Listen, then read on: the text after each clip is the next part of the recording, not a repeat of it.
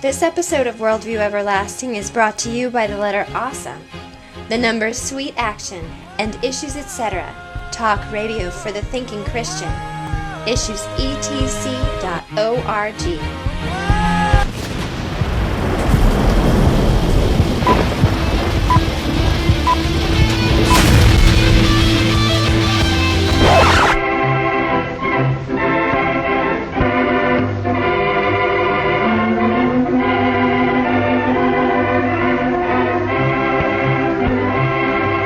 Hey Internet, welcome to Worldview Everlasting. What we're going to be working on making today for our family to enjoy and hopefully yours, fitting into my favorite genre of cooking, Midwestern Fusion. Taking the kind of down-home country good gifts of a potluck Midwest dinner and doing something special with our global world spice and cool everything, making it taste betterness world that we have. You know, go to Whole Foods and buy something neat. So, today's Midwestern Fusion recipe for this episode 1 of Cooking with Revfisk and Family is my real ultimate potato salad.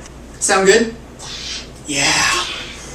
Alright. At the end of the show, we're going to have the full recipe just kind of up on the screen and also in the YouTube, the information below. But for now, we're going to take the ingredients one at a time as we come and work our way towards the finished goal. I'm going to be trying to do almost everything from scratch for you, except for one thing which I'm pretty sure you can figure out on your own. One of the first key ingredients that you absolutely have to make any potato salad worth eating is hard-boiled eggs. Boiling eggs is pretty simple. You just put them into enough water that they're completely covered. Maybe put a little salt in it if you're in a hurry and you want it to boil quickly. Make sure they're covered, bring the water to a boil. As soon as it hits a hard boil, just turn it off, let it sit, and try to make sure you don't forget about it and leave it out overnight. However, you will want these eggs to get cool, so it is a good idea to have them prepared beforehand so that you don't have to wait for them while you're making the salad. The next ingredient that you gotta have for a potato salad is potatoes. I like using red potatoes because red potatoes have a little bit of a different texture and flavor than your standard brown potato. And this recipe you can really go with anywhere between 5 and 8 potatoes. Normally I would just use 5 red potatoes myself because I like less potato and more of the other ingredients to kind of balance out the textures. But we happen to have a few extra potatoes that are just kind of regular and a little bit old, and we need to use them before they go bad. So they're getting put in today. Also, when you're dealing with potatoes, you want to make sure that you wash them up good. Even though you're going to be peeling off most of the skin, you do have these divots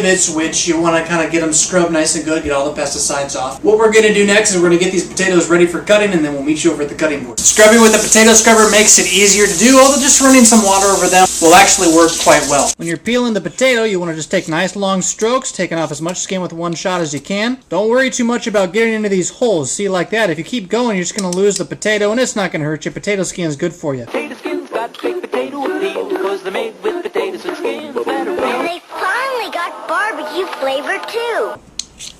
Also beware when you turn that potato over, this sucker's going to get a little bit more slippery, and if you have anything like, say, raw chicken in your wastebasket, you do not want to drop that potato down there.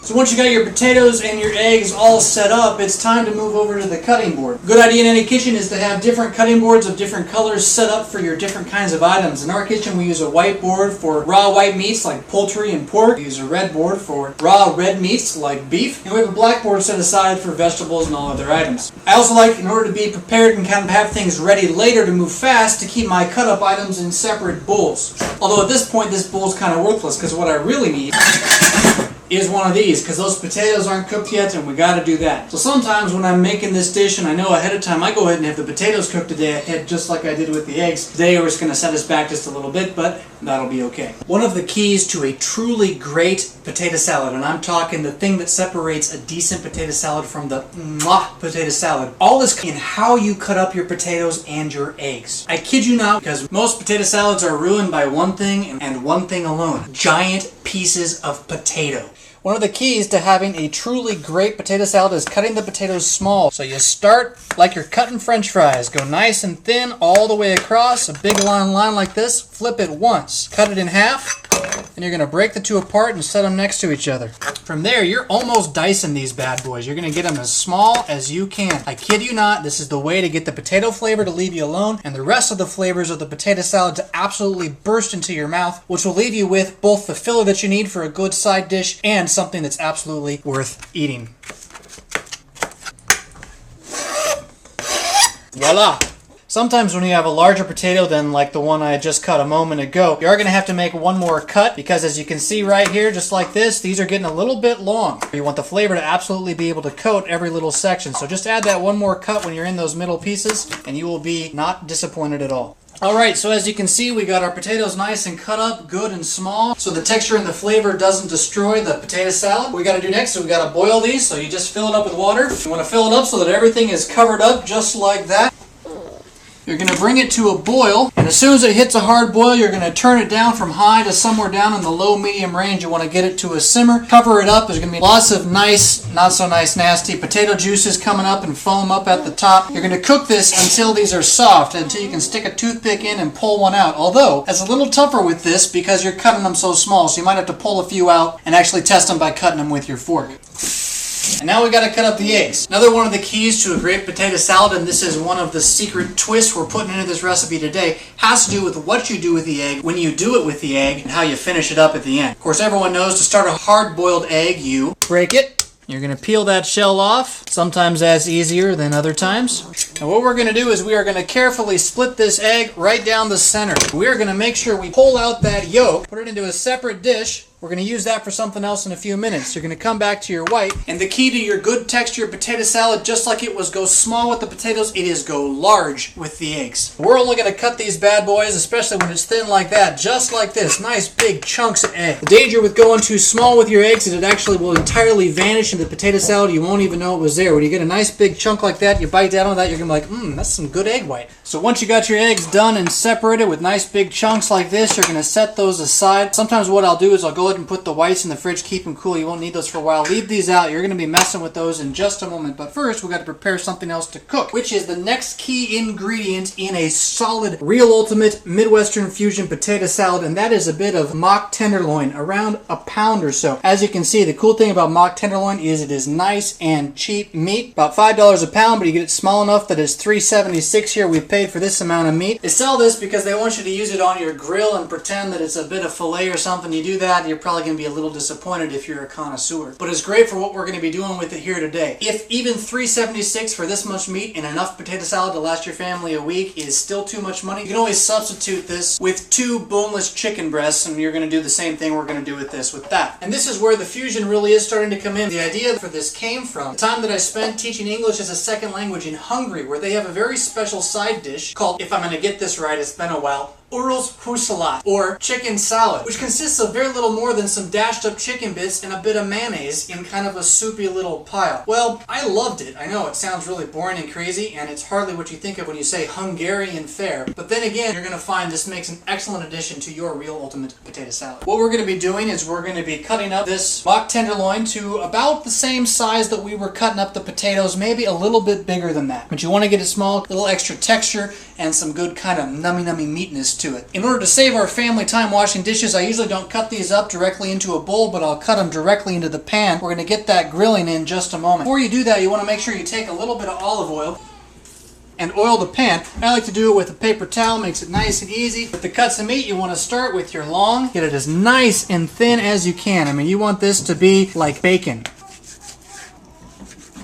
Once you get your nice long strips, just flip them to the side, chop it up into nice little torn off pieces and chunks of meat.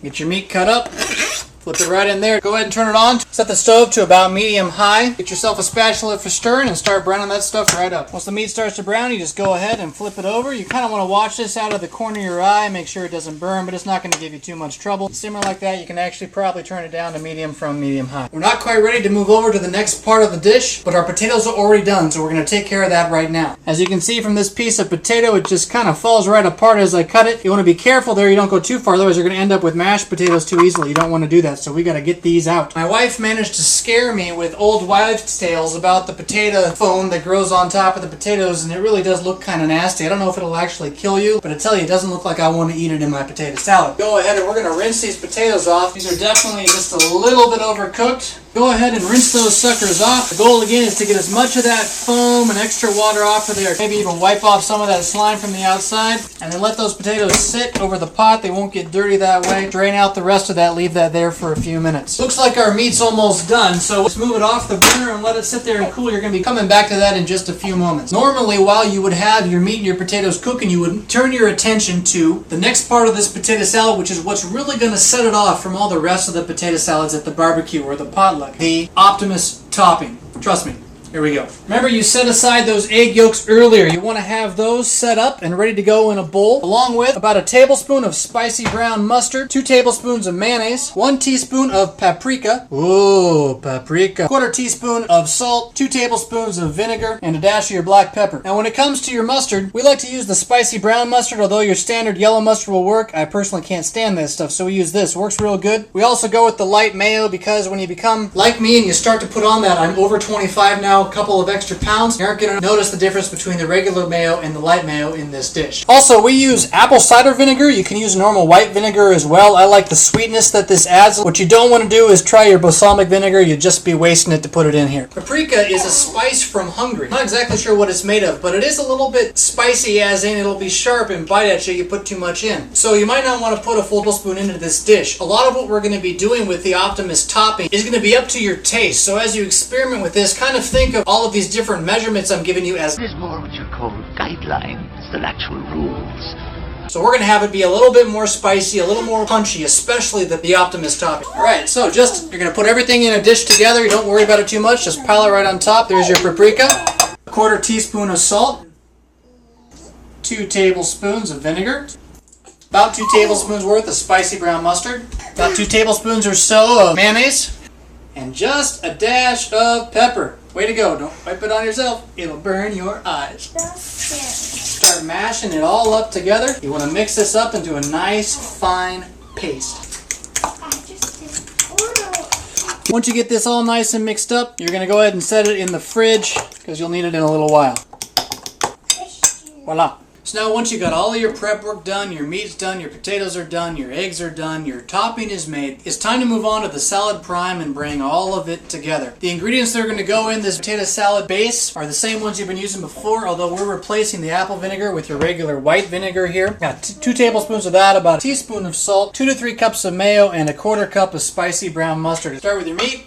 Save that spoon. Just with the meat, you're going to want to mix in your salt. Definitely don't want to overdo the salt. Teaspoon is plenty. On the converse, it's kind of hard to overdo your vinegar. 2 tablespoons. About a 1/4 cup of the spicy brown mustard. Again, I don't worry too much about measuring it because The code is more what you call guidelines than actual rules. you are doing this to taste. And before you go any further, you want to mix all that stuff up. Get those spices that are in there all over the meat as much as you can. Once that's started, you want to move on, do the same thing with your mayo. Now, we're at a point that is a huge determining factor for whether or not your potato salad is going to totally rock or whether it's going to be just kind of mediocre. Because if you don't put enough mayo in your potato salad, it's going to be kind of dry and it's going to taste like potatoes. If you overdo it, it's going to be like soup. Now, being a lover of Hungarian chicken salad the way I am, I prefer this a little on the soupy side, but you really don't want to overdo it. You do want it wet, and that's kind of key. And so since you're starting the mixing of the mayo in before you add either your potatoes or your eggs, so that you don't end up with mashed potatoes and mashed eggs, you do want to make it a little over soupy on the starting end. So 2 to 3 cups is kind of what you want to aim for, but I again just do it more to sight and more to taste. So this is a good starting point. We might end up adding just a little bit more towards the end, but you don't want to overdo it, so we're going to stop right there. Want to mix it up. Make sure you coat every corner of every piece of meat as much as possible. Look at that. That is your Hungarian meat mayo soup, the foundation of your real ultimate potato salad. Go ahead and add your eggs in. Try not to chop them up in such a way that you smash them into little tiny bits, but you definitely want to get them coated. And now it's time for our secret ingredient. Now, one more piece that you need to make your potato salad real and ultimate so that it stands out above and beyond the Call of Duty of potato salads everywhere. As I've said before, the key to Midwestern Fusion is not just about the flavor, it's also all about texture. What the food's like and what it's doing in your mouth. To give your potato salad a texture that no one's ever expecting and they're going to absolutely love, what you want to do is find yourself our secret ingredient. Your bulk favorites, cranberry sunshine. What you got here is a nice mix of dried cranberries, sunflower seeds, white raisins, and shelled pumpkin seeds. Cranberry Sunshine also comes with some almonds in it. I go ahead and take that out because the almonds are a little more texture than you really want to bank for in a dish like this. If you can't find Cranberry Sunshine, you can try to make it up on your own, or simply taking some dried cranberries alone. That'll really do you good. But those seeds in there, they do add a nice crunch, and it's just kind of like nice and sparkly. I mean, it's dancing and alive in your mouth. Once again, you're going to do this basically to taste, but what I found as I've done this before is you really can't overdo it. In fact, having done this once before, I'm pretty confident we're just going to use the rest of it today. You're going to go ahead and do the same thing you did before. Mix that bad boy up, get it nice and hidden. Now notice how you're still kind of soupy here on the potato salad side, but you're just on the edge of non-soupiness. Hopefully when we put those potatoes in, we're going to be just where we want to be, although I think we might have to add a little more mayo. We'll find out. There's your potatoes coming in. I think we're definitely going to need more mayo with this one. But the key here now is, especially as we've overcooked the potatoes today, we do not want to accidentally mash these and end up with a mashed potato salad. Now as you can see here, this sucker is definitely going to be too dry. We're nowhere near the edge of soupiness that we wanted to be at. What you're going to do is you're going to taste too much potato at that point. So we're going to go ahead, we're going to add another 2 solid tablespoons of mayo and just keep stirring. Now for some of you this might be enough. It's not going to be enough for me and mine. You don't want soup, but you don't want dry. Good way of telling is what color is your salad looking? Is it white or is it still the yellow of the potato? If it's yellow, then you got more potato than you got mayo, and you're going to taste the potato instead of the mayo. We're looking a lot better here now. And of course, you are doing this to taste. A little bit more. You might say, hey, that's a lot of mayo. Just say, hey, it's light mayo. Alright, so if that's too moist for you, go ahead and don't put quite so much mayo in there. It looks pretty good to me. I'm going to do the last part of this, because as anyone who's worked restaurants will tell you, presentation, presentation, presentation. So for your final mixing of the salad prime with the Optimus topping, you got your 2 mixes. Then you are going to want to have some paprika. Get yourself a nice colorful serving dish. Certainly going to have some left over, so you're going to want to have other dishes for putting the rest in. But if you're going to be serving this at a party, this is the way you want it to kind of look. And if you have a bowl that's in an egg shape, you know, this is going to work perfectly. That's your basic salad there, and then move over to your topping. If you've ever had deviled eggs, of course this is a little red because of all the paprika we used in earlier. Put it on. Voila! Your real ultimate potato salad. This sucker's going to need to chill in the fridge for at least 2 to 3 hours. If you really want to be on top of your game, have it ready a day ahead before you want to serve it. We won't be eating this thing till tomorrow. I guarantee it. Going to be the life of the party.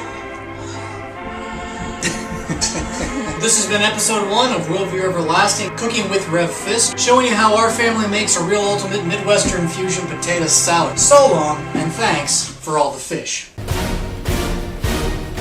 So long, and thanks for all the fish.